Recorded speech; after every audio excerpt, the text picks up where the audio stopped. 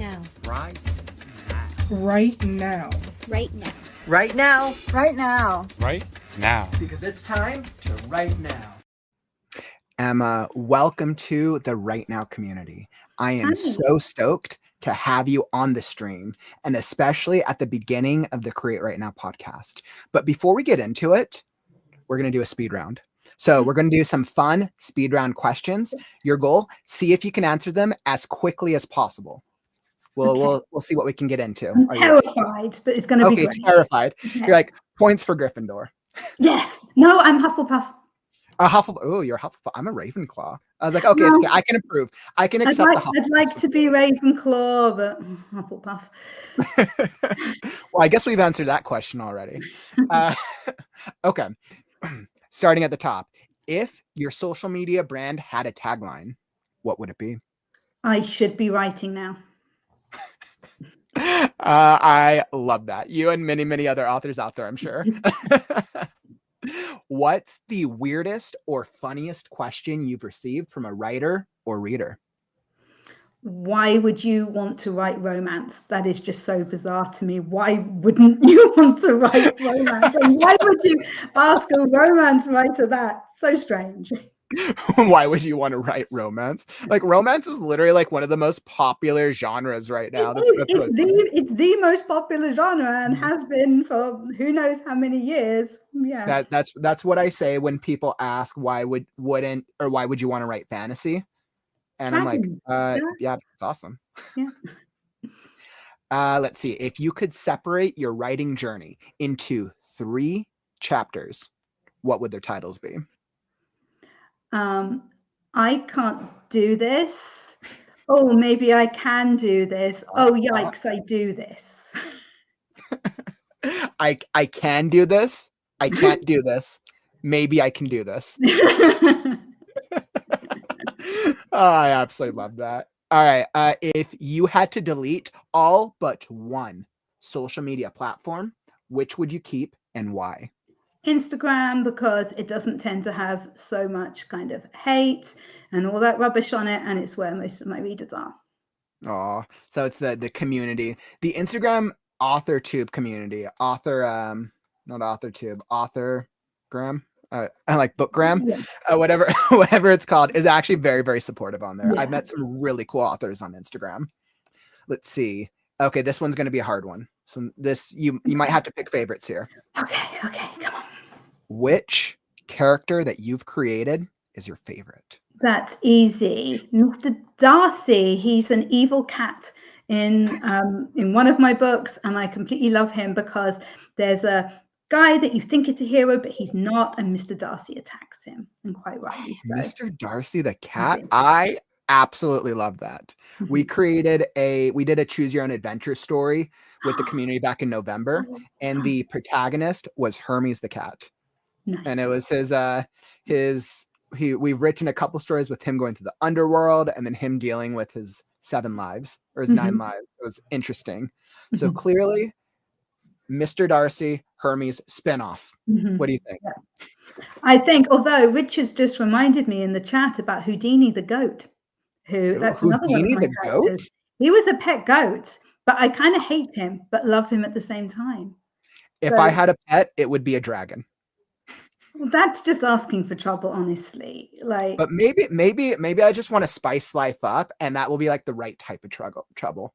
I don't know. It depends how big. I hope you have a big garden. This sounds like the spoof version of How to Train Your Dragon. Yeah. How your dragon trains you. Yeah. And most importantly, what is the secret to social media branding? Do it exactly how you want to, and don't spend longer than you want to on it.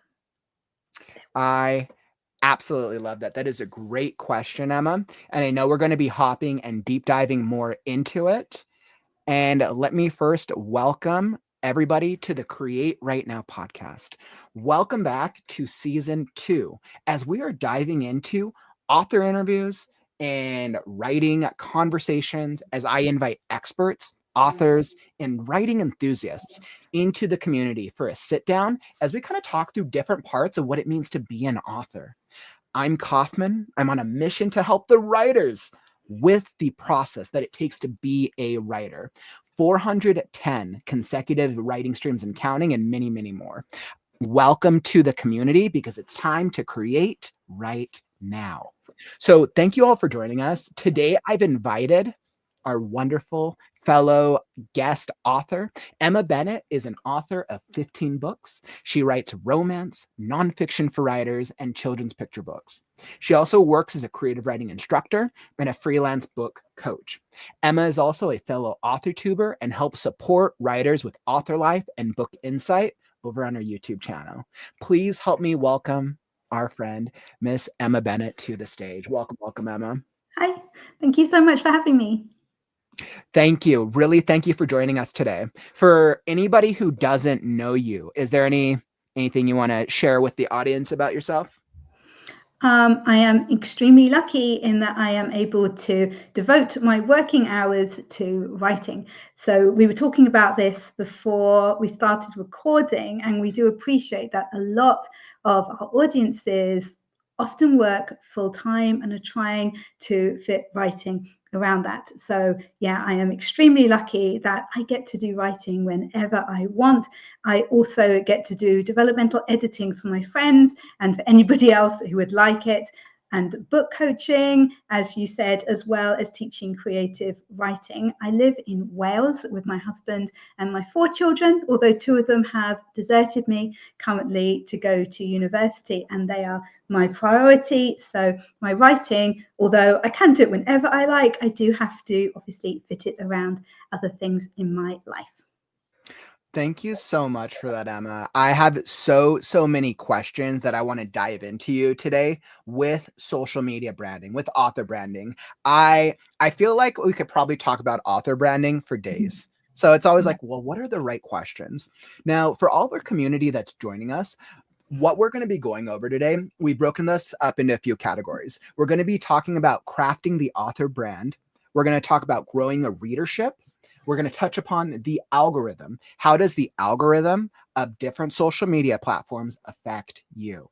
We're going to talk a little strategy, and then we'll tie off with some brutally honest advice. So make sure to stick around, because we'll be able to answer your questions on the back end of the podcast. And let me just welcome everyone to the stream. Richard, glad to have you in here, my friend. Welcome back. Christina, welcome. Richard, you're like, I want to know how to be a proper author like Emma Bennet. You and me both, my friend. I want to know how to be a real author over here. And Calvin, welcome back, my friend. Good to see you. ML, welcome. Martin, welcome to the stream. Good to see you in here. I see some new faces, which I always love. Lynn, who are the best people to follow on Instagram for authors? Oh, that's actually a really good question. I'm gonna save this one. We'll come back to it. Let's see. And there we go. Houdini the goat. Here's one of your quotes, Emma. It depends on how big. I was like, thank you, Richard. Thank you. I get so many quotes from authors and writers in the community. They'll say like, yeah, Jared Kaufman quote. And I was like, yeah, I don't remember saying that at all. Yeah.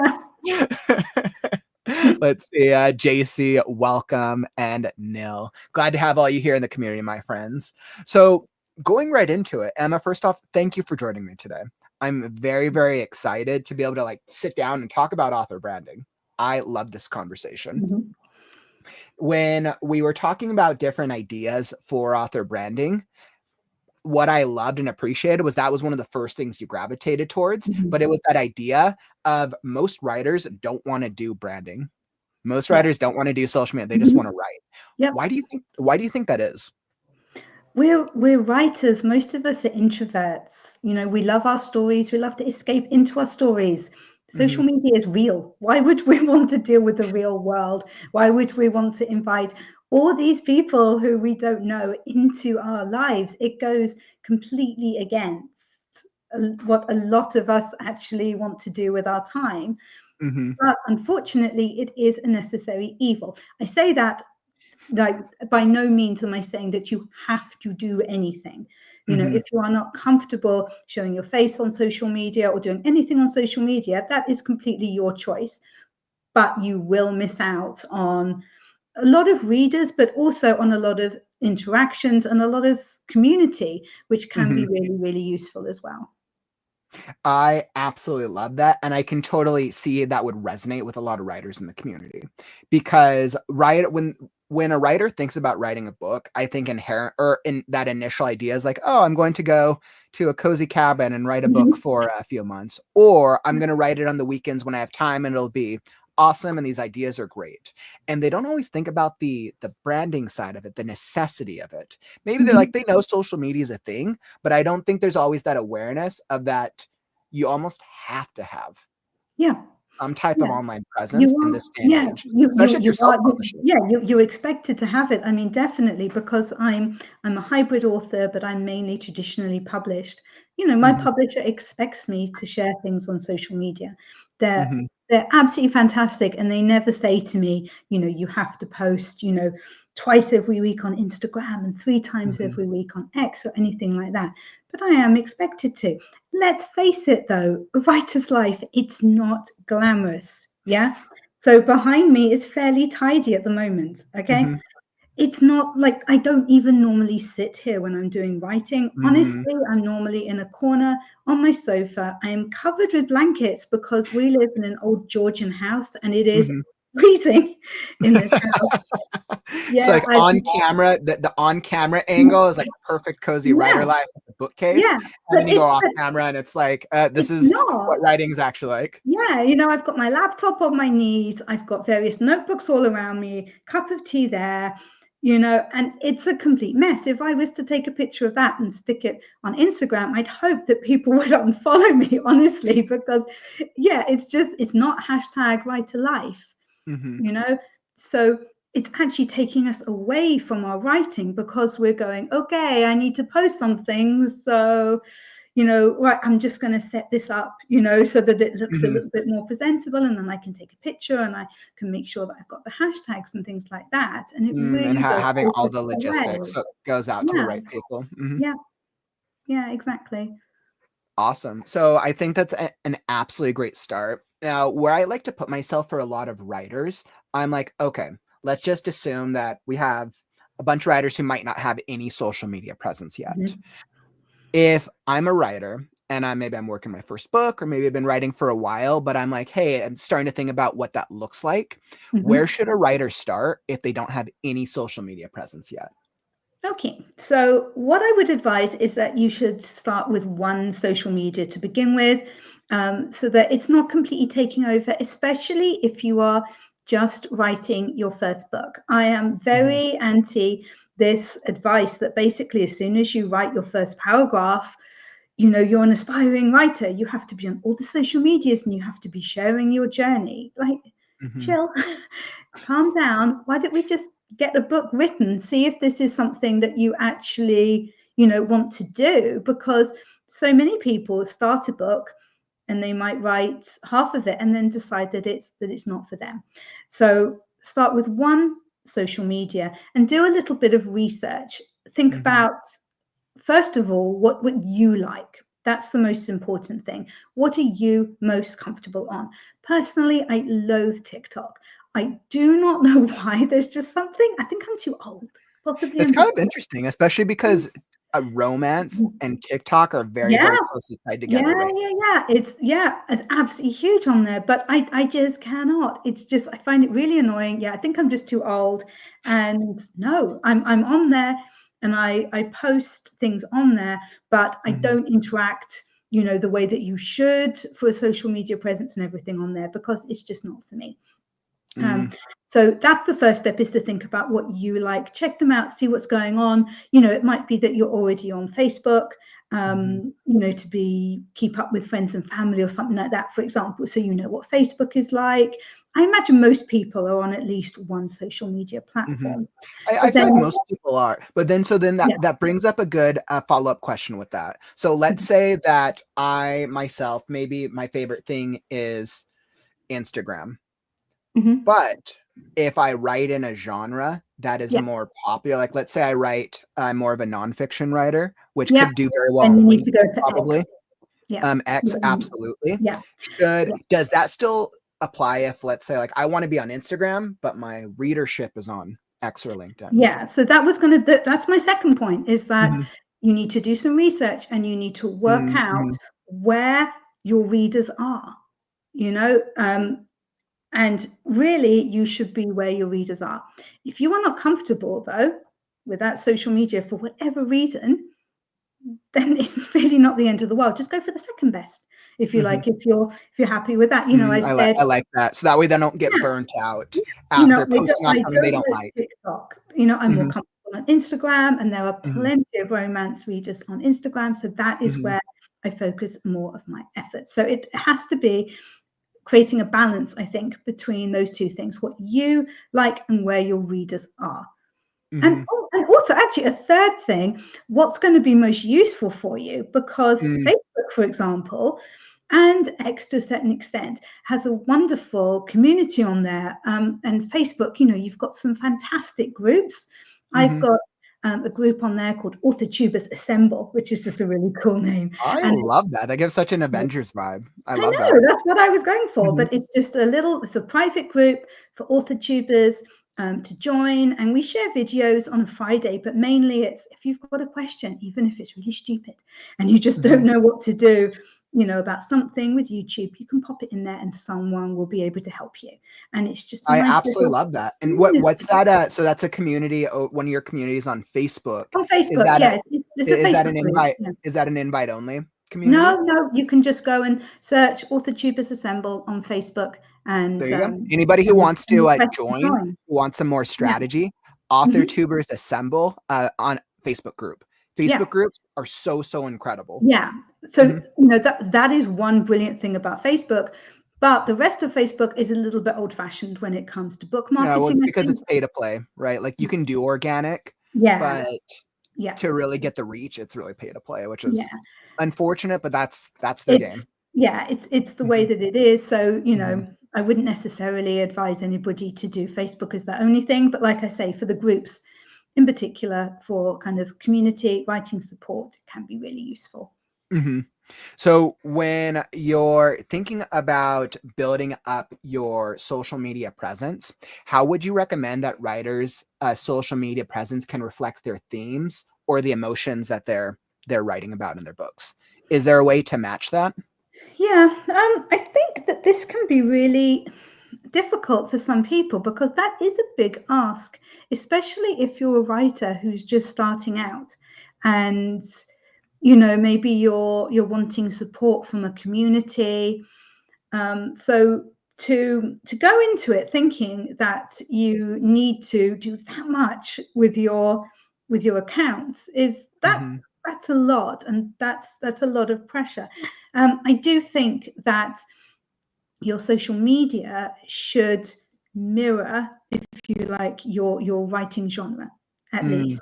Okay. So I write primarily contemporary romance.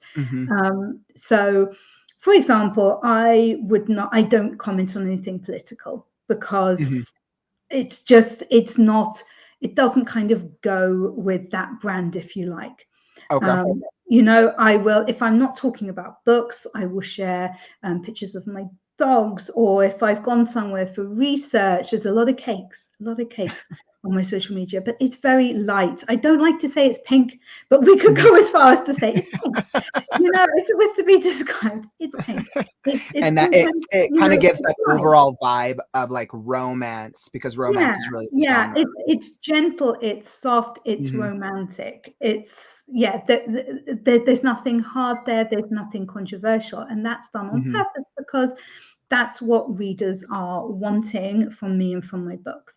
Whereas, if you're writing crime thrillers, for example, and there's a fantastic writer called Jay Darkmore. If anybody wants to go and look him up on Instagram, he was actually on my YouTube channel a while ago, because we were talking about branding, and the differences between us. And it's just so funny because some of the things that he does are absolutely hilarious. He sells books directly, and Okay. when he posts off his books to readers, he'll put like fake blood and police tape and stuff in the packaging, because they're very, very kind of violent, dark books that he writes, and I'm there like, well, I share pretty pictures, and And you're like, that is my genre and my vibe. That's actually really interesting. I don't think I've really thought about trying to align a social media marketing strategy with the theme of my style of writing, but those are some really great ideas. And I can see that probably resonates with like romance readers. Yeah, definitely, because when people are reading a romance, they're wanting escapism. They're not wanting to be dealing with the harsh realities of the real world. If you like, they don't want war and politics and hardship. And while it's really important to know about all those things and to be aware of them, you don't need them on every single social media account. And it's not necessarily appropriate on every single social media account. I love that. I think that's some absolutely great advice. So when writers are working on creating their online presence, their social media strategy, how would you recommend that they balance staying true to themselves while crafting like a marketable online persona? Sure. I think you need to remember that your online persona is not you. I think it helps a little bit that I use a pen name. So Emma is not me necessarily. She is me in a lot of ways. She's possibly the nicest bits of me, if you like. But there's a lot that I don't show, and that's not just because of branding. That's just because I wouldn't be comfortable showing it. I don't share my children on social media, for example. I don't share anything about my marriage or just anything like that. It's just that it's just not me, and that's a choice that I made. And everybody will have different things that they're willing to share, and how much of themselves that they are happy to share. And that's just something that is extremely individual and that you have to work out for yourself, I think. Yeah, I think that's really powerful. I think a lot of times I see writers look online as big like author tubers and people who've done the work and the journey, and they're like, well, they seem like they're authentic and they're a real person, so I need to do everything online. And I think it creates that imbalance for a lot of new writers who are trying to create an online presence. Yeah, definitely. So like kind of going in theme with that, right? So somebody's trying to craft their persona. Somebody's probably trying to create an online strategy. Is there any branding mistakes that you see writers make all the time? I think other than sharing something that they might regret in the future, sometimes you read things that people share on social media and you think, oh, like that's extremely personal. But aside from that, it's not really thinking about what you are posting. Okay. What you've got to remember is that you're trying to sell yourself, and in the case of writers, you're trying to sell your books, and that is the entire point to us being on social media. To put it bluntly, people don't care about you necessarily until they really get to know you. So if you just start an Instagram out of nowhere and you share a picture of, I don't know, your house, no one's going to care. Yeah, because it's just a random house. If you have been sharing for a long time and you've got some books out and people have read your books, then you have people who are interested in you and your life, but there's still only so much that they're going to be interested in, and only so many aspects which are relevant to what you're talking about. And in order for the algorithm to be able to find new followers for you, you need to be putting up that content that your readers and your potential readers want to see. So if I took a picture of the inside of my car engine I would not do Mhm. that. But if I did that and I explained that there was a fault with the flux capacitor, I don't know, and stuck it on Instagram, no one's going to care. No one is going to care. If I use the right hashtags, Instagram might get it to a flux capacitor expert who might Mhm. go and comment and say this isn't Mhm. Back to the Future or whatever. But it's not going to help me to connect with the people who are interested in me and who are interested in my books. So So then would it work if I added a rose to the picture and I taglined it, "Should I bring my flux capacitor to my lover? that Can my would lover solve this definitely problem?" help. I didn't think it was possible, but you have actually brought that round to my ideal follower on Instagram. That's Or I guess you could go, are there any, any flux capacitor experts yeah, who can out help there. me solve my But problem? yeah, but you're not going to get.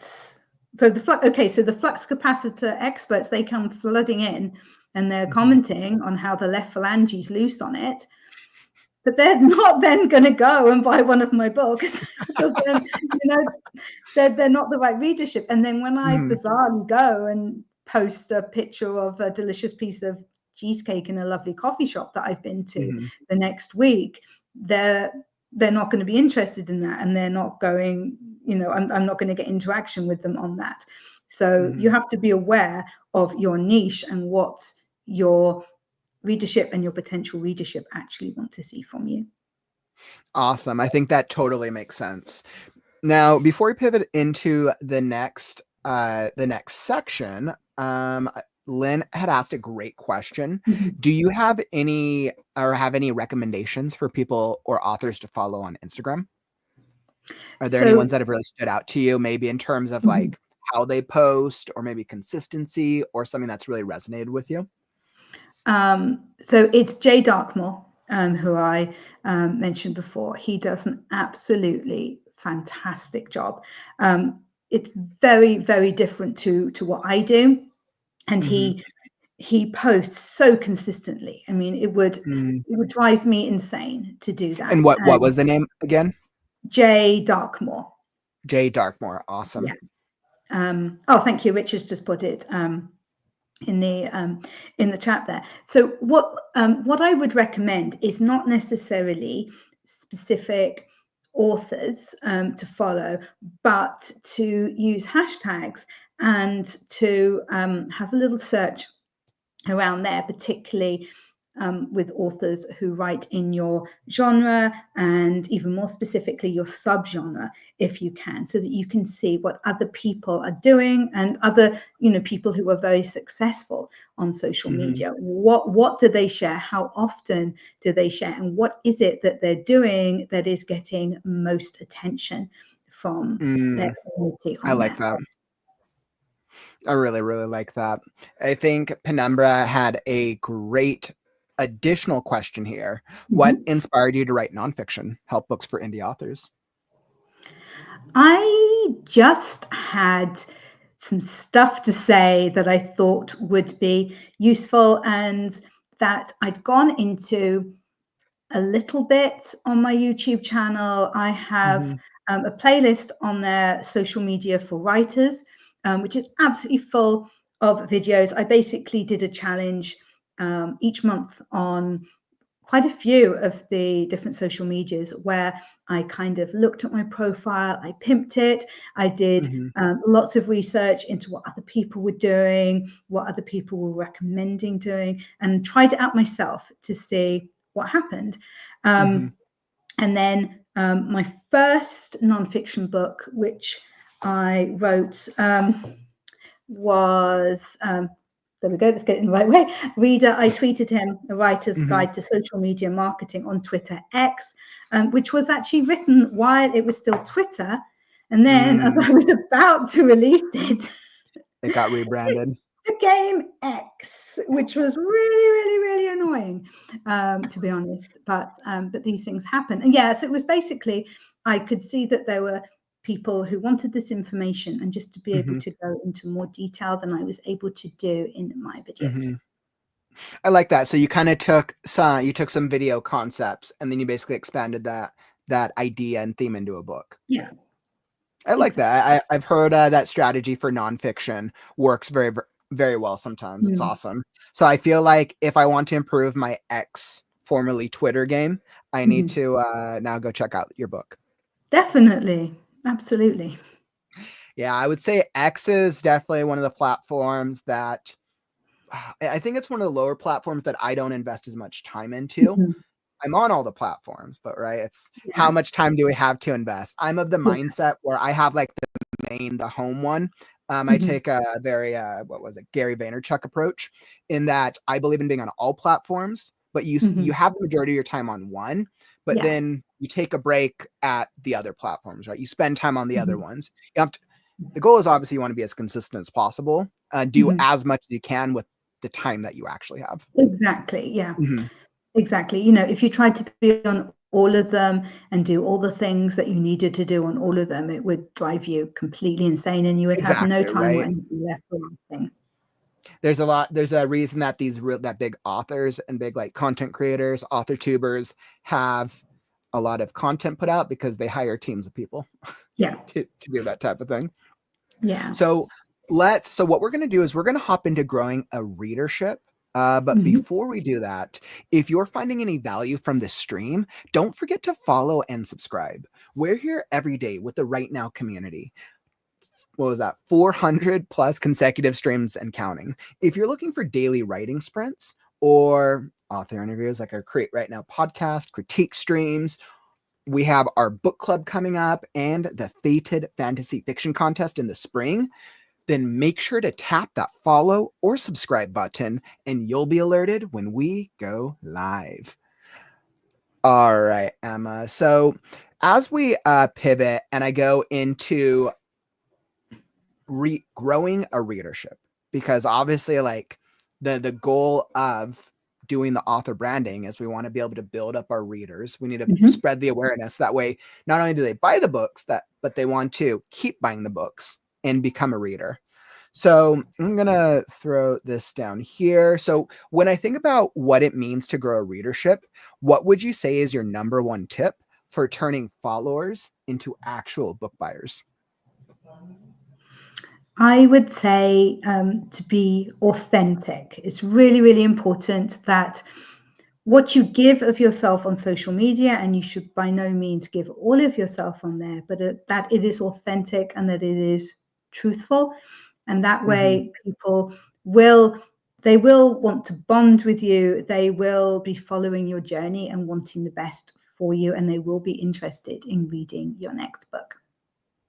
That's interesting. So then let's say somebody struggles with kind of creating that online persona. How would they go about being authentic when it's almost like a weird balance? How do you Mhm. recommend creating an authentic persona while still recognizing that it's a persona? The main thing is to show your face, I'm afraid. I mean, I Mm-hmm. do appreciate that there are people who are just not comfortable with that, and that's absolutely fine if that's a no-go for you, but people do love to see your face. Um, Mm-hmm. just some video content Mm-hmm. does really, really well, and it's so easy now. And once you kind of get over that first hurdle of doing it, it really does become easier and it becomes less Mm-hmm. awkward. You can just pick up your phone and press a button and just look into the camera and talk and send it off, and then it can disappear within 24 hours if it's a story on Instagram or something like that. But it really means that people get to see you, they get to hear your voice, see how you act and things Mm-hmm. like that. But I appreciate that really isn't easy for everybody. So Mm-hmm. it's very much doing what you are comfortable doing. If you're not comfortable doing that, then it would be engaging with as many people on the platform or platforms of your choice as possible. You know, join communities, interact with them, comment on other people's things, share other people's things.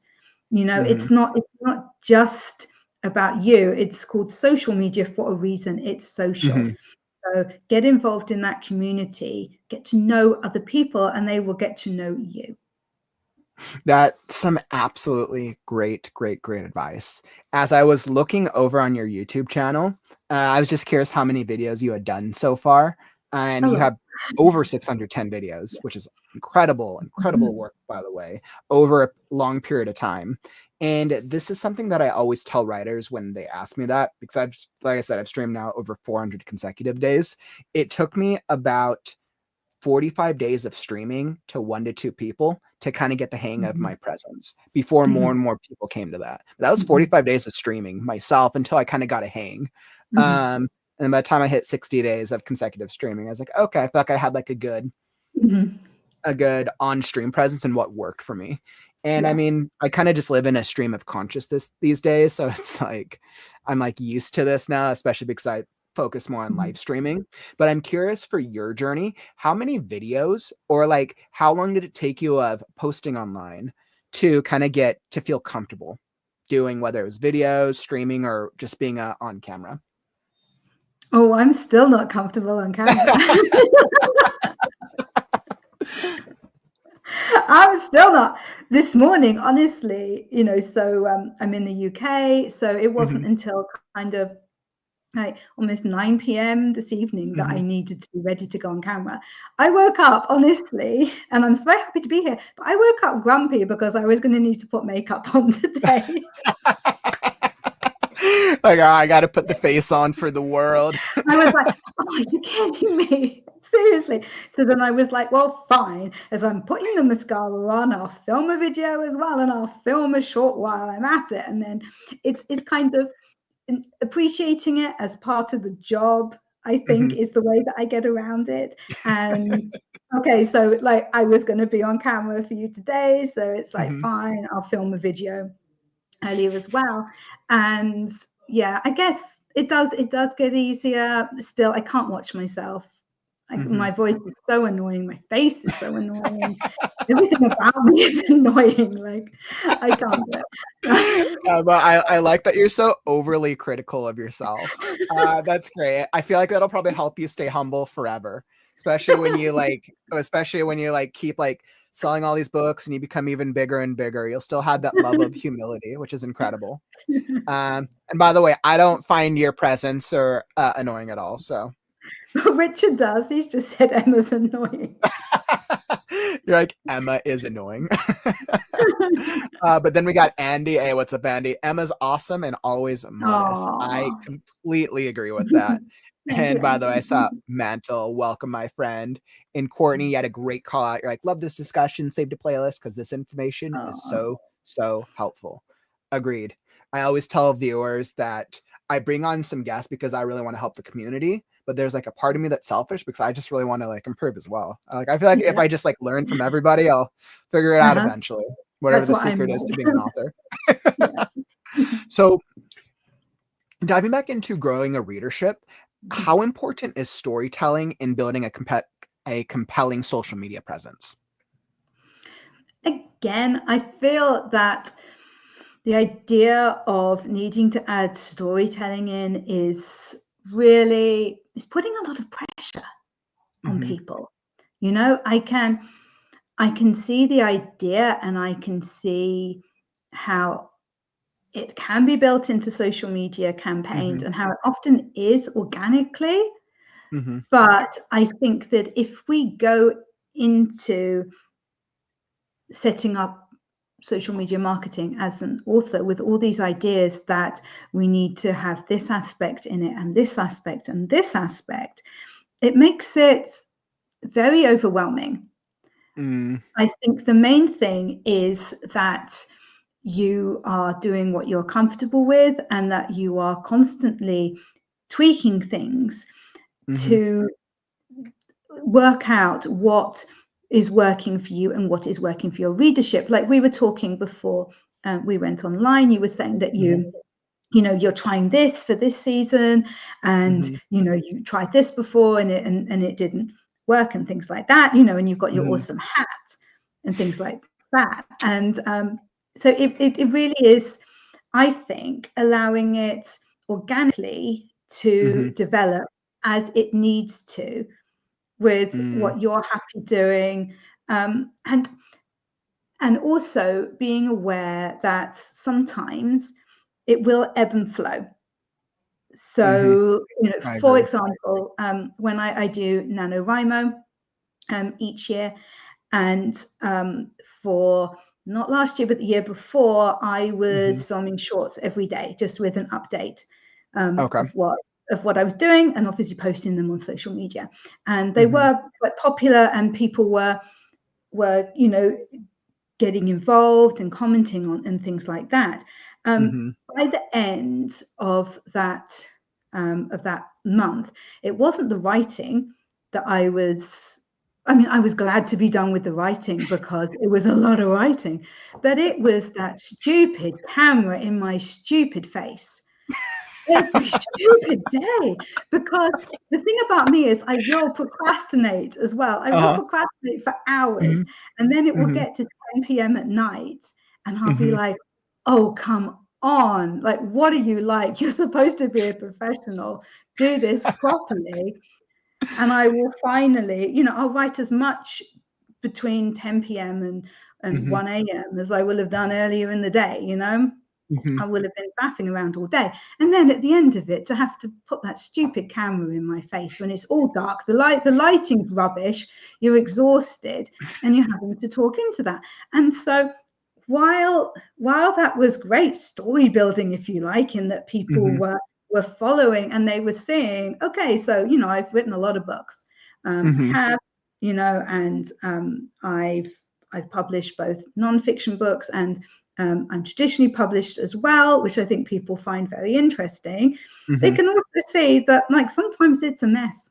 Sometimes I'm a mess, and the story hasn't gone right, and I've had a really bad day, and I haven't done very much, and And I almost wonder if that's part of the authenticity of yeah, bringing your community along with you in the yeah, journey.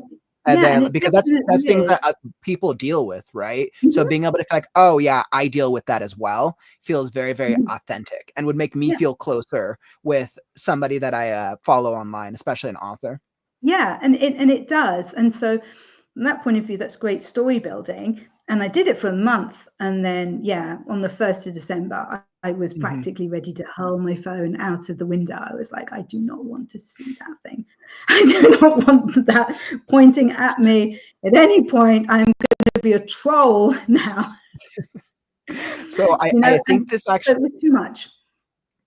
Yeah, I know. And I actually think this leads into the next question very, very well. So when we think about social media and what readers generally want to see, do you think that there's specific things that readers expect to see on a writer's social media page?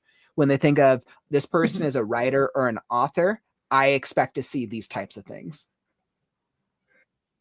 Yeah, they expect to see coffee shops. They expect to see coffee being made.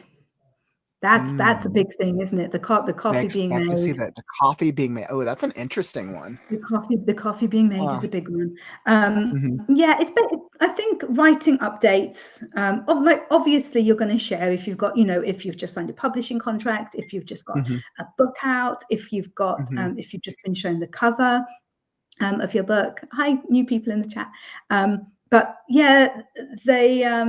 If you're doing something like NaNoWriMo, how much you've written every day, that's quite a fun update to do. But they like to see where you're writing as well, how you write. If you've gone to a library or a coffee shop, or even just where you write at home, they like to know things like, if you drink tea or coffee when you write, if you have snacks, and what inspires you is another really good one.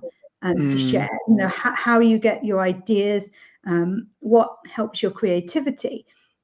I share quite a lot of pictures of when I'm walking my dogs, because I live in Wales. It's incredibly beautiful. My dogs are beautiful as well. And it tends to be a quiet time where I'm switched off from everything else. And that is when ideas tend to come to me. So there's kind of that side of things as well, that as well as showing part of my life, I'm showing, the creative process. So all of those things are great things to share that readers, I think, will really enjoy seeing. I absolutely love that. And I think that actually kind of brings me to the question for the audience. What are you drinking today? I always just assume that all writers drink coffee. Like, I'm assuming like coffee is the vibe for most writers, but sometimes it's a mix. I want to hear from you guys here in the community right now. What are you drinking? Are you a coffee drinker? Tea? Water? I mean, water is the healthier of the options. I have or water something else. at the moment. I had tea, but it got cold. Oh, So, no cold tea. Yeah, there's nothing worse than cold tea, especially if you take a sip of it when you don't realize it's disgusting. But what if you're going like iced tea? Then cold tea is good, right? No, I am British. Sort yourself out, okay? Iced tea is that like a nonsense? We don't do that here, okay? We don't do that here. Like you American culture, ice in your tea. Honestly, did you people learned nothing from us is all I'm saying. Like, we gave you some of the best stuff. Yeah, you took our tea, you threw it literally in water. We're just gonna throw ice in it. You're like, all right, now it's Americanized. Oh man, I feel like this is the start for a great story here. The tea journey, hot or iced. Let's see. It looks like we have a couple here in the community. We actually have some a mix of drinks. Richard's a cherry Coke. Calvin can't stand coffee, prefer iced tea or water. Never drink coffee, some tea, mostly cocoa. Coffee is gross. I'm a Brit. Okay, so you have a fellow Brit over here. So tea is the game. Yeah, we love Inca. There we go. Yeah. Actually, Inca has the most amazing social media presence on Facebook. If you go and check her out. I love that. Is Inca's page, is it under Inca York? Yeah, if you just look up Inca York, because she's a fantasy writer and she has different groups and she interacts in those groups as some of her characters from her books with readers. So readers can actually that's fun. That's really, really fun. And so she does like posts in character. Yeah. Facebook. That's actually really clever. And she'll answer their questions as that character. And that's really, really cool. And actually, she's one of the writers who contributed to my book, I'd Rather Be Writing, which is all about creating and perfecting your author brand. And there's lots of different writers who contributed to that. And her essay, if you like, that she wrote for it is really, really fascinating. Well, that's actually really, really cool. And I think anytime we can call out writers who are doing social media presence as well, I think it's definitely something to be commended. I mean, I don't know if there's a right or a wrong way to do an author brand. I think it depends on your genre. But yeah, definitely. Like you said, I think a lot of the things that you called out in the last question, right, what do readers want, is very interesting. Like it's interesting that readers expect coffee shops, coffee. Like, what if you're not a coffee drinker? Tea, but they expect a coffee shop over tea, even though for some reason writers and coffee is like the vibe. It's the writer life. It's I think being a writer is still very much romanticized. It is, yeah. I'd agree with that. You know, and while we're not necessarily writing in a freezing cold garret, although my house is freezing in Paris now.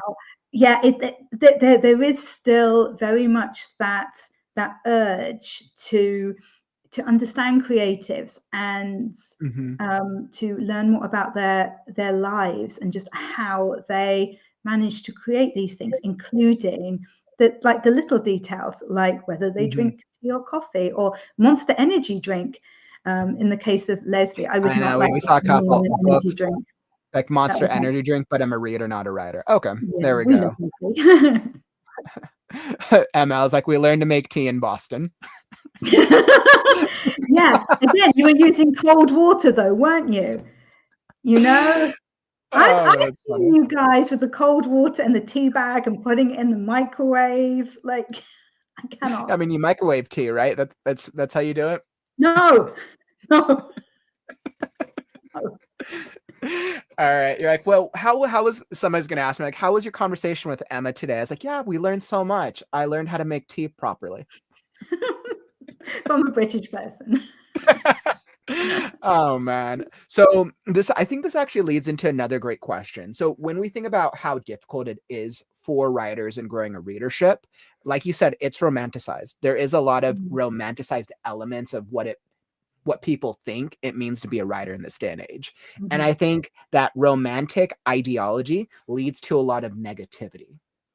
And a lot of writers, and a lot of writers trying to do an online presence deal with a lot of criticism. How Definitely. would you recommend writers approach negative feedback or online criticism when they like do posts? And then it just makes them never want to post again. Yeah. I think that the number one thing to remember is that you will only get negative feedback or some sort of unpleasant criticism if you have people who are following you, who are not just your family and friends. So from that point of view, it's a good thing. Exactly the same as that your book will only get 5-star reviews if the only people who are reading it are your best friend and your mum. And unfortunately, there are some very, very unpleasant people in the world who just seem to enjoy being horrible for no reason. And I'm not even talking about disagreeing with somebody. You know, if Like somebody trolls, right? Somebody who wants to just go out there just to be negative so or I'm not projecting their own talking life about, you know, problems. if I made a political statement and somebody disagreed with it and was upset, that's kind of a different thing. I don't think it's necessary to do particularly, but that's a different thing. I'm talking about, you know, I've had people just commenting on my videos, like really just mean, unnecessary things. Right. Generally And they're probably about, like picking out like physical things or a gesture you did or something. Yeah, exactly. And like, this is Just like, about oh a my book. God, Yeah. you're like you're so ugly or whatever, and it's like, okay, Yeah. thanks. Not relevant to the discussion here. And yeah, just delete. If you're a nice It's those keyboard person, warriors out there. yeah, if you're a nice person, you can wish them well in their lives before you delete. If you're like me, you wish bad things on them. Yeah, and just move on and just I always appreciate take that. such a highly empathetic approach with this. If somebody comes into my community and they say something hateful, I feel like I'm able to empathize and be like, somebody is in that much pain that they're literally going out of their way to go into an online community just to say something mean. I'm like, I'm going to be great about my life, but they're going to leave and they're still going to be upset about their life. Like, good luck. You're not It's welcome not back. about Yeah. you. Yeah, when it's just a random person just saying something mean, it's nothing to do with you. It's definitely all them and whatever they're going through. So yeah, just there are some very strange people in the world.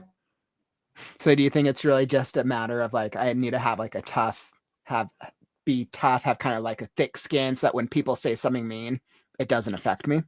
I mean, I think it will affect you to a certain degree, but you know, as a writer, you do have to have a bit of a thick skin because, you know, you are going to be turned down by publishers and by agents. You are going to have contracts that aren't renewed. You're going to have disappointments. You're going to have bad reviews. And, you know, I've had some ridiculous bad reviews. For one of my books, the one that got away, I had a 1-star review because the Spanish in the book wasn't correct. Because you said the Spanish. Yeah, Interesting. The main character, they said that the Spanish that he spoke wasn't correct. It wasn't Spanish, it was Catalan, which is clearly said in the book is a different dialect, and the Catalan is correct in the book. What can you do? There's no point in replying to these people at all. You're not going to get anywhere with them. I mean, you know, in that case, it wasn't somebody being purposefully hurtful. It was just somebody like being who was probably maybe speed reading through it or maybe oversight, or maybe they didn't really try that much. But you know, to my mind, if I read something like that in a book, I wouldn't then go and leave a 1-star review on Amazon. But you know, some people do.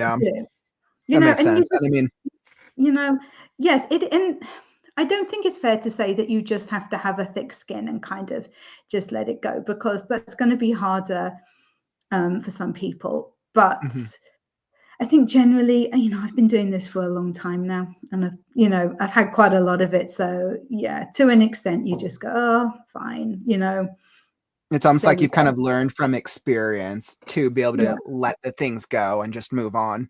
And then yeah, the next one will hopefully be a 5-star review and it'll have changed your life. yeah.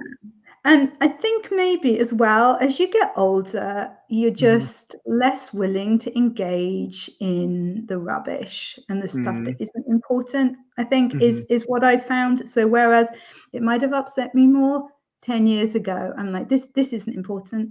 This Mhm. like this isn't, I'm going to go and see my kid for the day tomorrow. That's what's important. Some random Mhm. person, you know, commenting something unpleasant about me online. That, like, yeah. That totally makes sense.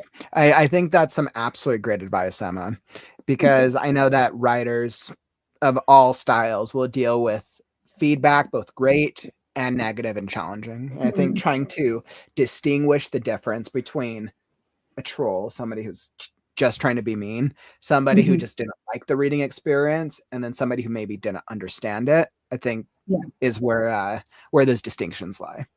So what we're going to hop into next is we're going to go into talking about the algorithm, and we're going to touch Mhm, on AI because I mean, clearly mhm, that's done quite a number for the writing industry. yeah. But before we do, I wanted to give you a chance to advertise your Mm. latest book.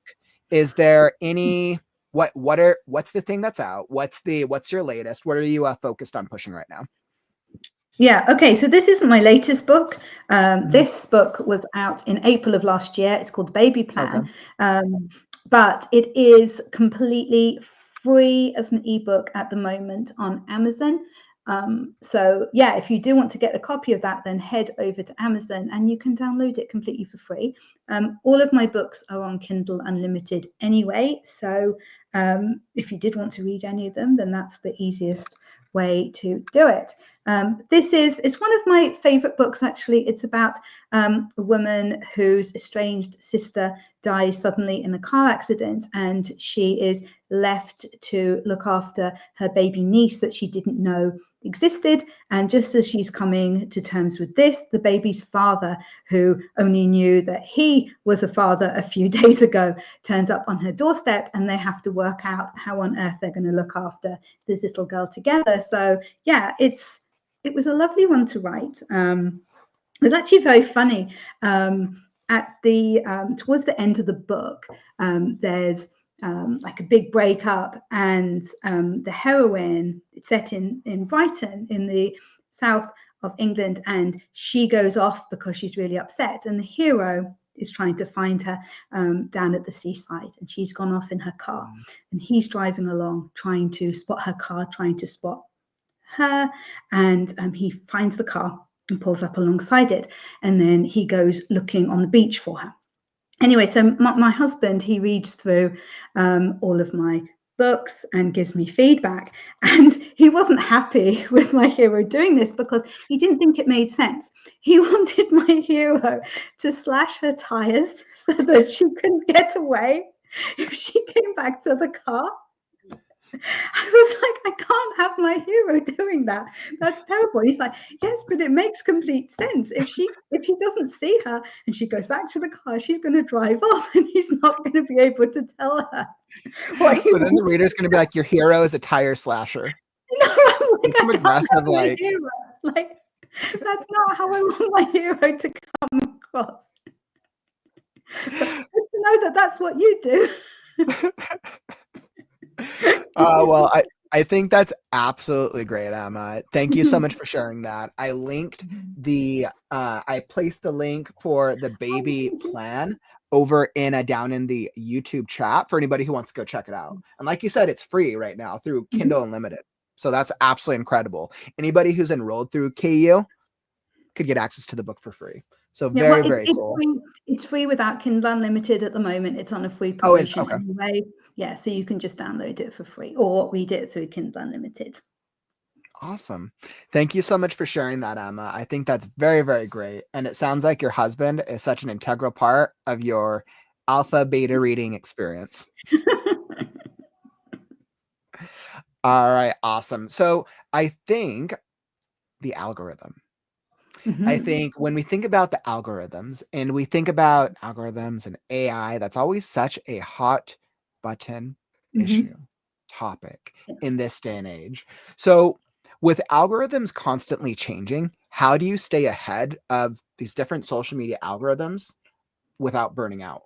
Because I mean, sometimes it Mhm. feels like you're on a platform and its rules change week by week. Mhm. Yeah. Yeah, and when I was doing my social media for writers playlist, and I was looking into the advice about how often you should post on some of these social media platforms, it was ridiculous. It was absolutely ridiculous. For X, it was saying, that you should. I think it was like 10 times a day Hmm. was optimal. It's like I'm not that Wow. interesting. Like what am I going to say? I let the dog out again and made another cup of tea. Like I went for a pee. Like I'm not that interesting, honestly. And to have to stop everything else and to think of something to say and Mhm. put it on there. Just no. And with TikTok, what's Mhm. suggested now is that you have several different accounts and that you're making videos that follow the theme of your books, Mhm. with just kind of writing on them and things. And it's like, yes, so if that idea resonates with you and you think that that would be fun for you to do and that it would work for your book, then by all means watch some YouTube videos, work out how to do it, look at how other people are doing it and do that. But for me personally, I'm not going to do that. That's too big a time investment for me. I do think it is different if you are self-published, in that obviously Mhm. you have to do all of your marketing yourself. My publishers are absolutely brilliant. They do a lot of marketing for me. They also provide me with marketing material. Like with this free promotion, for example, they Mhm. sent me a graphic to use. When my books come out, they often have a book trailer that I can Mm. put on. And they will also advise me if there's a particular trend that's going around. Mhm. The social media department will message me and they'll say, "Oh, Emma, would you be willing to make a video about how pink elephants are portrayed in literature nowadays quickly, and send it to us and we'll make it look really cool with the sound and things, and then I Mhm. can put it on my social media." So it's really good. But regardless of what the algorithm wants, you have to do what you are happy to do and what Mhm. you have the time and the energy to do. So Mhm. just because the algorithm says that you need to make 7 videos a week, for example, if you don't want to make any videos, then work out what other writers are doing that are working for Mhm. them that is more what you would like to do, Mhm. if That that that's makes sense. some Yeah, that's some absolutely great advice. I know you shared earlier that your favorite platform, if you had to pick one, was Instagram, the Mhm. one that you just would not give up. Do you have any tips or insight or things that have worked for you that authors might be able to try leveraging in 2025? You need to get 2 chocolate Labradors, is basically what it Okay, comes down to. get two This chocolate is the Labradors. key. This is the key to success on Instagram, is chocolate Labradors, and you call them Hector and Paris, and you take pictures of them. Um, I really, really think that it's still, regardless of AI, it comes down to being authentic. It comes down Mhm. to showing readers your life and Mhm. how you create the books that they hopefully love. Mhm. They want, if they read a book that they enjoy, they they want to find out more about the writer, about where they live, what their life is like, and the little details like we talked about before. And I think that's really what it comes down to. I mean, if you are so inclined, there are plenty of trends that it is Mhm. really easy to find. Just spend a little while scrolling through other authors on Instagram, and you will Mhm. see, that they're all doing. You often see the posts. I really like that, actually, where you've got the book and then the different tropes that are Mhm. in the book on a post. I Yeah, think I've that's seen that really as a good. trend And I saw that as a trend a lot last year, where it's like the book and the book covers in the middle, and then it has the different tropes around it with arrows. And that's really nice, and people are still using that because it's such a good way to get across what your book is about in a single image. There was another trend for romance writers a little while ago, and it was basically their relationships and the tropes that were in their relationship. So similar to the, to showing the book cover, but you had yourself and your partner, and then, grumpy meets sunshine and whatever, different tropes. And I thought that was very cute. So, or there are always different bits of music and sounds that are trending that you can do. It really depends how much, and that's particularly in the case of TikTok. It really just depends how much you want to put into it and how interested you are in these things. If you have an interest in video editing, in particular, and in getting these different sounds and playing around, doing some fun stuff, then great, do that. If you don't, there are always plenty of other things that you can do, which will still entertain your audience. I absolutely love that. I think those are a couple of really good tips. And I think just going and looking at other authors' profiles can be a huge success for seeing trends over time, especially for things that people want to try. And I feel a little more inclined now to go, if I do end up getting dogs in the future, to go get 2 chocolate labs. Yeah, definitely. I mean, not for your sanity. Not for my sanity, just for the Instagram. Just for the gram. Just for the gram. Like, why'd you get dogs? Yeah, for social media. So cute social media pics. That's the right reason. Definitely.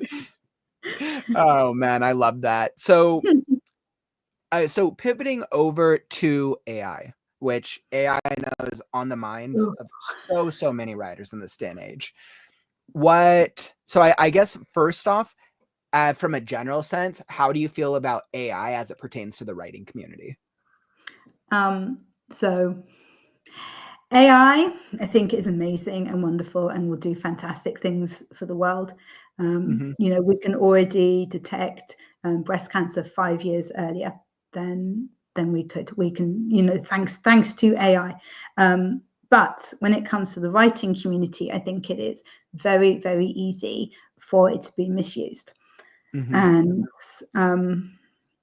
I think it's very hard for a lot of people not to misuse it, even if they don't want to, purely because writing's really hard. It is really hard. But what writers can find shortcuts, AI makes it a more accessible shortcut for writers who really struggle with writing. Exactly.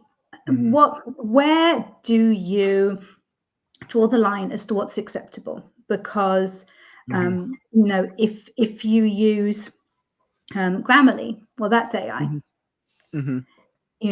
If you use the spell checker things that are out now for Word and things, that's AI.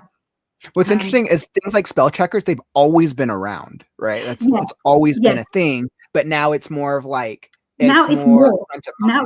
Yeah, it's not just saying that you spelt this wrong. It's suggesting different words. It's suggesting different sentence structure. It's telling you.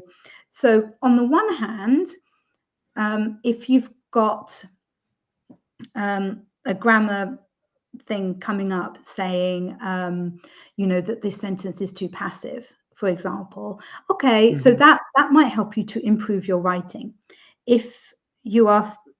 If you were just told that and you were going away and you were thinking, oh, okay, this is too passive, and you were working out for yourself how you could change it, but they offer, the AI will offer a solution to the problem with your writing. So if you just click on that solution, are you actually learning anything?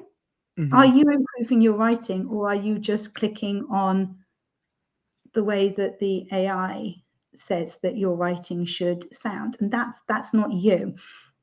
I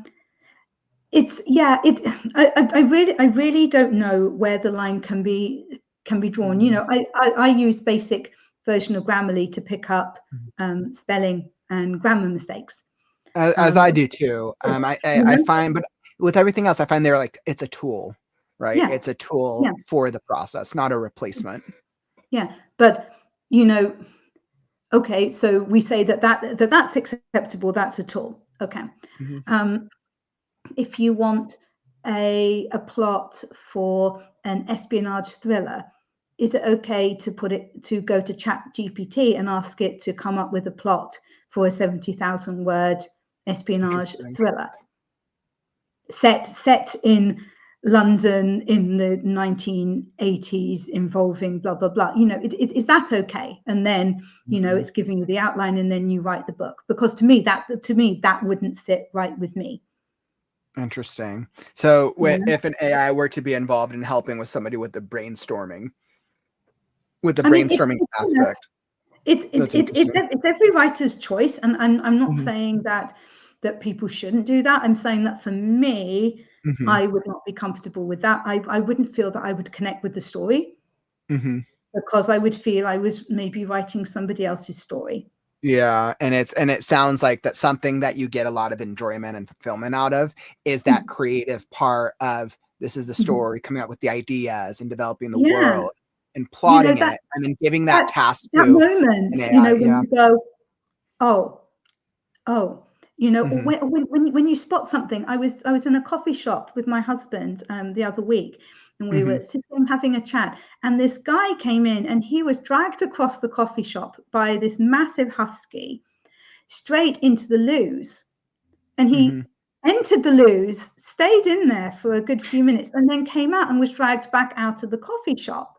And I immediately was making notes about this, because I was like, that's hilarious. The man had to take this enormous dog into the loo with him. Like, what is going on in his life? I have got to use that somehow in a book. And I will fit that into a book, and I will love writing that scene. If I was just going by kind of bullet points that I'd been given by AI, I wouldn't get that same feeling, that same bond with the manuscript. Is what I think. And you've got people.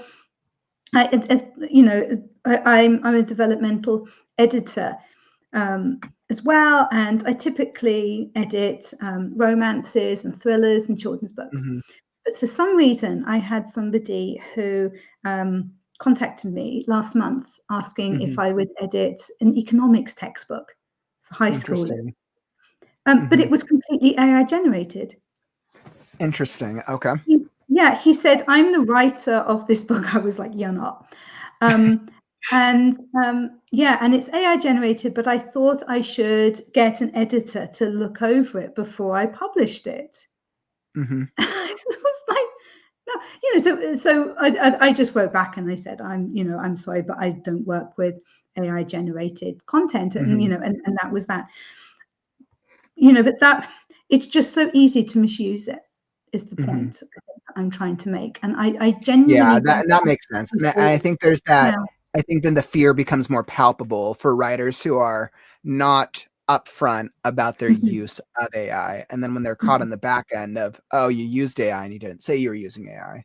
It's like the same thing of, nobody wants to be marketed to, which is why if you're doing marketing things, usually you have to say, oh, this is an advertisement with a lot of platforms. So I think it's really the people or readers, viewers, knowledge of, is this AI or is this not AI? And I think that's where that expectation, that line becomes.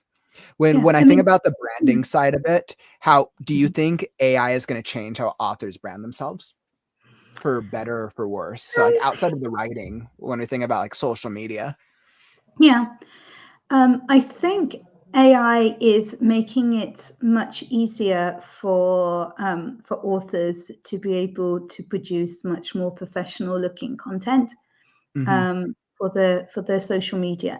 Again, it's really, really hard to know exactly where you draw the line when it comes to AI. With Canva, for example, there are all kinds of features now, and they're completely amazing. It's astounding what they can do. they can cut out things and put things in and everything like that.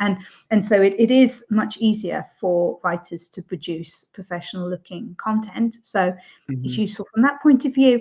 I really do think that readers still want authenticity, and they will still want authenticity, and they want to see the real you. There are a huge number of creators who are very, very authentic, very themselves. They look a mess half the time, and that's fine, and that's wonderful. It's absolutely wonderful, because they're showing their real selves, and people love them for it. And I think that will continue. I don't think that people are interested in seeing everything perfectly AI generated. However good it gets, and it is getting incredibly good. I mean, I know that we all laugh at the bad AI generated images and the writing and things like that, but when it is used well, it is incredibly good. Yeah, and I completely agree with you. I think that I think the distinction with AI and not AI is only going to become smaller and smaller over time. But at the same time, similar to what you said, that it will push people to want to follow people. Yeah. I completely agree with that. And I think regardless of how writers view AI, I think a lot of the tools can help improve the efficiency of doing things. Yes. Yeah. I think that can. Yeah, definitely. It's especially kind of the marketing things. If you can get, ideas for, I don't know, ideas of things that you can post. For example, if you've got no idea what to post on Facebook this week, you can go and you can say, I write this. Can you give me some ideas of things that I can post on social media about? Where it's like, when it's generating ideas for you as opposed to actually producing the content for you. Completely agreed. I think that's very, very important, especially for writers who are trying to think of like, all right, well, I have very limited time. How do I maximize the time I do have when trying to do social media stuff? Yeah. So I think now, so thank you for touching on AI. I think AI is always a hot button trending issue, especially with the writing community. So I think something that's going to be great to hop into next is some brutally honest advice. So we're going to post some questions. I'll post some questions to you, and I want to actually encourage the community. What questions do you have for Emma about social media, author branding, or anything in general? Drop in the comments. I would love to post them up. And as we're preparing for that, if you need weekly or monthly writing advice, subscribe to the Art of Writing newsletter. This is a weekly, monthly newsletter that will send you articles, writing tips, stories, and exercises just to help you be a better writer. This is the thing that I've tried to add in addition to the live stream, the Discord community, to give more insight to the writers out there. So this, and additionally, you also get access to the Easy Edit tool, the thing that'll make editing easier for you.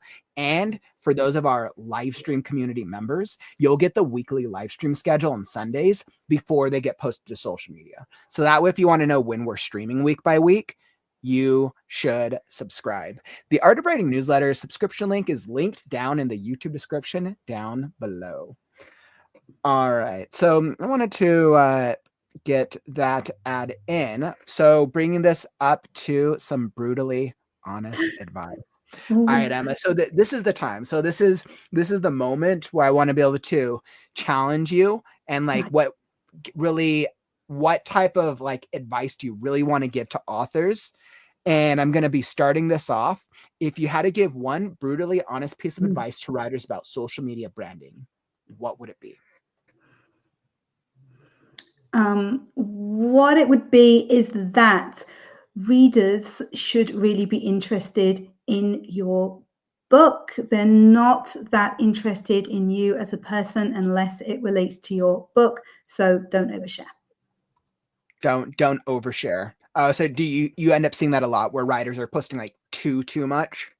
Yeah, and I don't think that it helps them at all. It certainly doesn't encourage people to buy their books. It's not anything to do with their writing, and yeah, it just doesn't work. I like that. If you could steal any author's social media strategy, whose would it be? Ooh. Do you know what? I wouldn't. I'm going to be really, really awkward Okay. because if there was, and I can think of some authors, Lisa Jewell is a very, very big author who sells millions and millions of books, and her social media is so beautiful, and she has this glamorous life with book tours across America and things. But do you know what? I wouldn't want to do that. And yeah, she probably has a team who help her to curate it and everything. And I wouldn't want that. It would drive me completely bonkers. So I do my social media exactly as I want to do it. And sometimes I don't post as often as I maybe should because I'm busy doing other things. I'm busy living life, and that's completely fine with me. So and writing your books. And I'm writing books, occasionally writing books. Yeah. I absolutely love that. And then what was that author's name one more time that you really? Lisa Jewell. Lisa Jewell. Jewell. Yeah. And so overall, is that because you like or you enjoy the aspect of creating and building up your own author brand over time? I know you shared social media isn't always your favorite, but being able to craft the things that work for you, is that what's really resonated the most? But it's also just knowing how much time social media takes and appreciating that I want my social media to grow and for readers to be able to find me, but not at the expense of other things. And I just know how much I'm willing to put into it. And when you see some of the huge social media accounts, you just think, that's a lot. That's a lot of time. That's a lot of effort. And yeah, that just wouldn't work for me. I like that. So what do you think is the biggest game changer in social media branding that writers should capitalize on right now? I think from looking at it from actually the logistics of doing social media branding is everything that is available now for free. On Canva is what I use in particular, because a few years ago, we just, unless you were particularly gifted in graphic design and had a lot of time on your hands, you could not produce anything that looks as good as you can produce so quickly on Canva now, so quickly and so easily. And it's, the free version is brilliant, and you've got the templates and they make it the right size for you, the right dimensions and everything like that. So just make sure that you use these free tools that are there for you. There's no need to struggle. It's so easy now. It really is, to make an image that looks very professional and very eye-catching. I completely agree. This is why I always say, even with cover design, right? If you don't have a good enough cover, people don't even buy the book. Yep. And I think trying to understand visual aesthetics is so important. Yeah, I agree with that. We actually had a good question from Mama Maggie a little earlier. She asked to you, what is your favorite cozy romance trope? Least favorite? My favorite is definitely there's only one bed. What? They've turned up at the hotel and the booking's been messed up and there's only one room and there's only one giant bed. What are they going to do? I love it. I don't care how many times it's been done. I do not care. And I haven't been able to do it myself yet, but I will. It will be the pinnacle of my writing career will be when I get to use that trope, because I just love it so much. If I ever come across it in my reading, you will hear me squeal. What are they gonna do? So the next the title of the next book, One Cozy Bed Too Many. Yes. Not enough. Definitely. Not enough cozy beds. definitely. Least favorite. Least favorite romance trope. I don't know, maybe kind of like billionaire. I mean, we could look at the really strange ones and we could, go with like dinosaur romance ones. It's probably not one of What my is dinosaur romance? Let me just clarify. I'm not a romance reader, so I'm not familiar with romance trends as much. Okay, so you'll be disturbed if you Google this, but there Mhm. are books on Amazon which are, so often it's billionaire dinosaur romances, Mhm. you see, where a woman falls for a dinosaur who is also a billionaire. Okay. Aside like the more regular ones, billionaire ones, I don't know. I mean, I'm happy to have a wealthy hero, but billionaire is just so kind of out there. I think I like my heroes to be a little more kind of down to earth, probably. I think that's probably, yeah. Inca says, I love the fake fiance trope. I I saw quite that as like that well. one. Yeah, fake boyfriend, fake fiance. That's pretty good. I don't like Secret Baby. I've done Secret Baby, and that's been my best-selling book, I have to say. Which one? It was called His Secret Daughter, but it's now called The One That Got Away. It was republished and rebranded. And that's my best-selling book, and it was a Secret Baby. But in general, I'm not that keen on the Secret Baby either. But that one, Laura Gomez says, I prefer a working class dinosaur. A T-Rex is just, you can kind of understand more. Yeah, definitely. So speaking of best-selling book, you've published 15 books. Clearly you've figured something out, and I know you have a publisher. And this is just something I'm curious about. What of all the books that you've gone through, is there a single marketing strategy for your author brand that you feel like was the most successful? Maybe for the best-selling one? I'm kind of curious. Bear in mind that I'm traditionally published for most of my books. So a lot in the case of that book in particular, the one that got away, honestly, I wrote the book, so the book was down to me, but the actual kind of marketing campaign was not down to me. I sometimes I see a little bit of what goes on behind the scenes, like with my book that's free at the moment. I know it had a BookBub deal on it, but in general, I'll be told if there's going to be a special offer or something like that. But it's not kind of me that is doing the big marketing. So so I don't It's your actually know. publisher who does a lot of the marketing push. It is the publisher that does kind of the big marketing. I mean, what I do, I would say, is creating. I create a community of readers, Okay. and my community of readers will generally buy. If I bring out a book, they will probably buy and they will read it and they will leave a review, and that's lovely. And if you've got that as kind of like the inner community, what my publisher does for me is that it gets my book out a lot wider than I'm able to. And Okay, that makes sense. so it will just reach a lot more people, and not all of those people will become part of the inner community, if you like. They might read it, they might enjoy that book, but they might not necessarily go on to read another one because they picked it up for free, or just because they particularly liked the trope that was being written.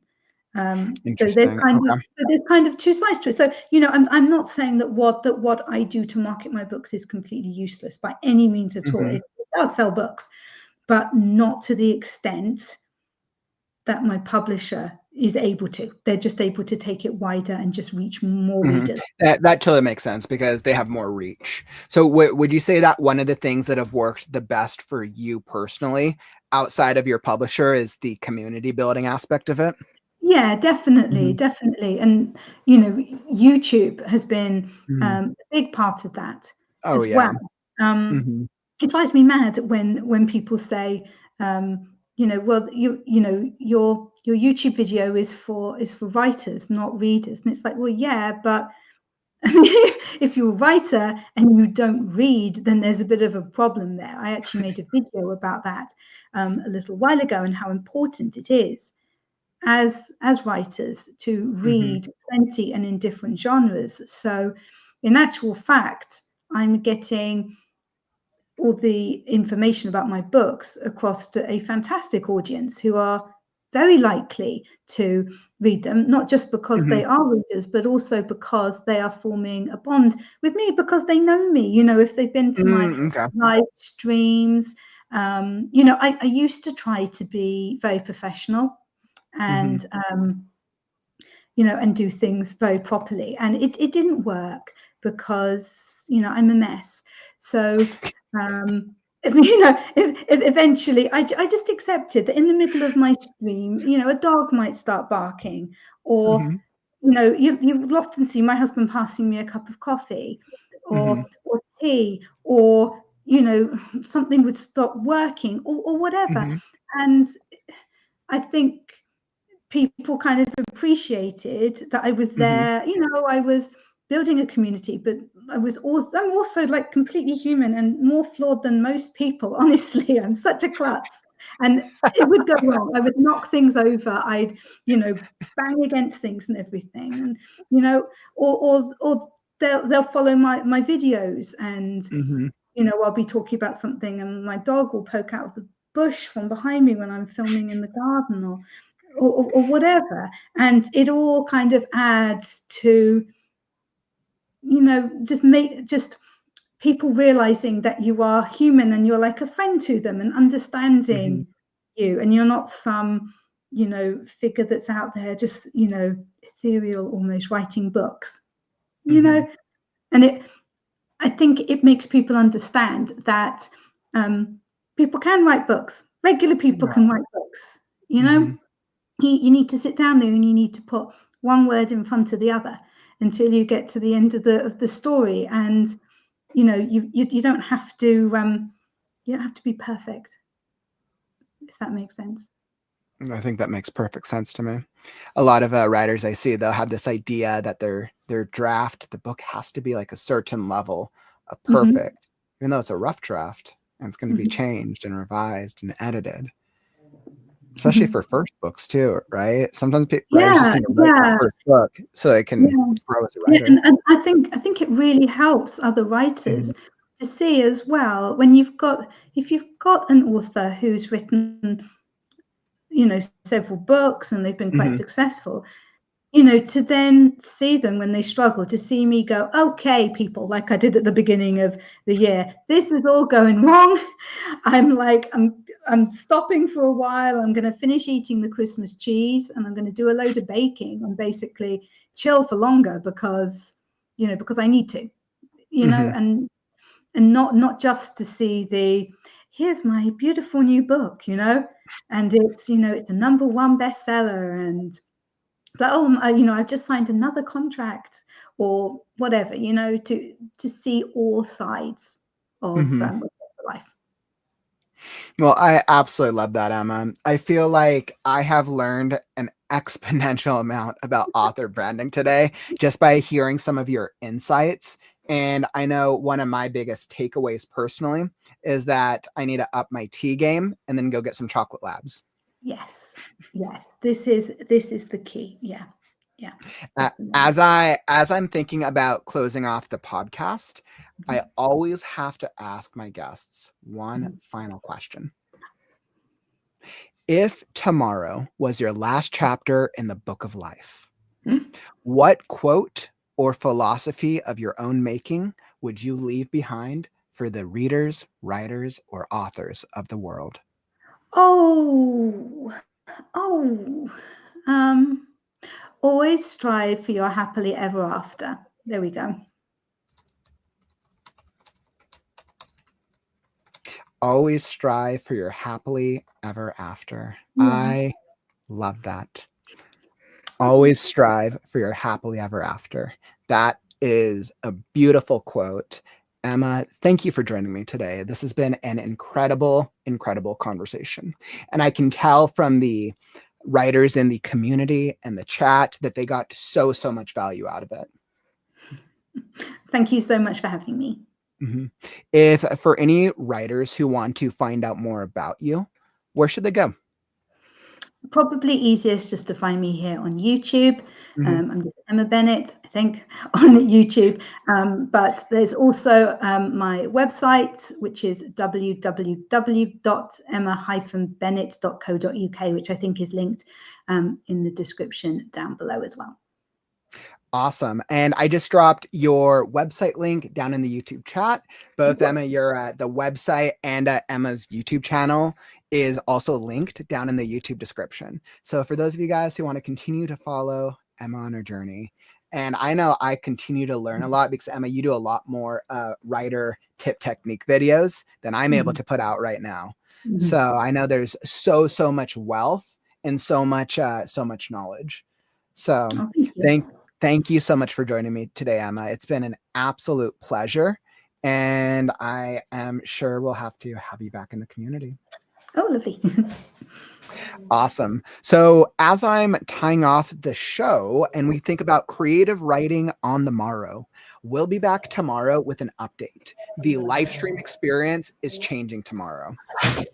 So you're going to want to show up if you want to see the update and the change to the live stream community. We are going to be doing a lot, and we're definitely going to be changing a lot of things with the community. So make sure that you show up. We'll be talking about that announcement and what's going to be changing for you. Trust me, you're going to want to show up. We'll probably be here in the afternoon. If you're subscribed to the Art of Writing newsletter, you'll see the stream schedule tonight delivered to your inbox. If you don't want the fun to end, down in the YouTube description, go check out How Can You Be an Authentic Author Brand in 2024. This was one of our previous episodes, which was phenomenal about author branding with author Miguel Eichelberger. And it was such a great deep dive into author brand strategy. Don't forget, like the stream on your way out. If you enjoyed it, help us show the algorithm that writing streams are cool. All right, my friends, this has been a phenomenal conversation. This has been great. Thank you all for joining us. But unfortunately, that brings us to the end of the stream. Don't forget, words are wind, but stories are forever. I'm Kaufman, and I'll catch you on the morrow. Stay creative, writers. What does creative writing mean to you? I'm Kaufman, and I'm on a mission to connect with every creative writer in the world. And I need your help. The world is constantly changing, which is why it's our duty. No, it's our responsibility to inspire creativity. My creative writing tips, tricks, and strategies are going to help you become a better writer, so that way you can beat procrastination. Do you have a story that you're dying to tell, but you don't know what to do next? I can actually help you craft a story today.